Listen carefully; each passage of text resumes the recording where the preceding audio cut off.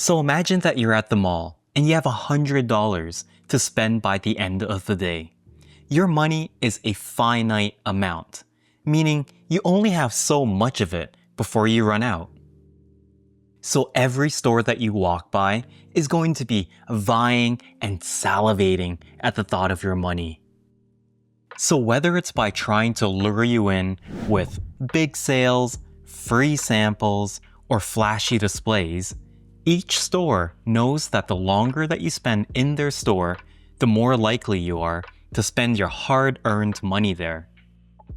Well, whether you're aware of it or not, your time and attention is also a finite resource.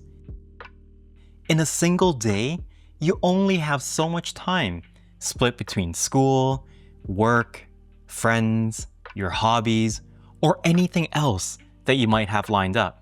And when we think of the word economics, we think about it in terms of the production, consumption, and transfer of money. But there's also such a thing as attention economy, which has to do with treating your attention as a valuable resource and all of the ways to get as much of that resource as possible. But why does this matter when it comes to your devices and what you do online?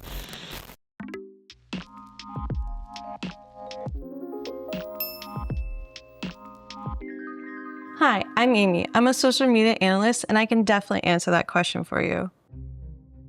Whenever you're on social media, scrolling through posts, watching videos, playing games, or shopping, these are all examples of activities that use up your attention.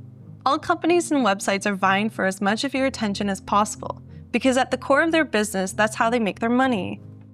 Businesses, companies, and people pay websites and platforms to show you advertisements.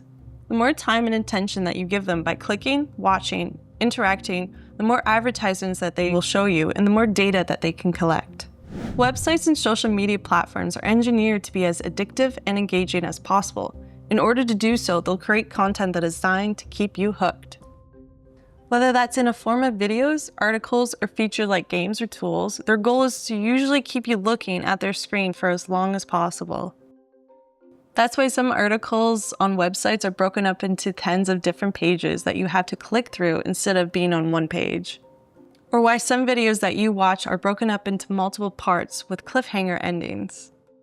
Techniques like these keep you clicking through their platform to get to the end, and as a result, you get shown more ads. So when you hear the phrase attention economy, you can think of it like this: a competition between websites and platforms for your time and attention. Since you only have so much time and attention in a day, they will use every trick to make their content more addictive than other platforms. Because that's what's keeping you on their platform, looking at their ads and making them more money.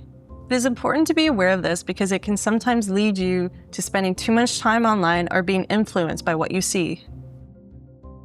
It is a good idea to balance your online activities with things you enjoy and not let the internet use up all of your attention. Well, that's a really good way of looking at it. I think a lot of times it can seem like a really great thing to have all of these websites and platforms vying for your attention. But we also need to be aware that a lot of them are using very real psychological tricks to try and get you as clinically addicted to them as possible. So, much like with eating sweets, playing video games, or anything else in life, it's never a bad idea to consume things in moderation, including the internet, and to balance your online activities with your responsibilities and other things that you enjoy.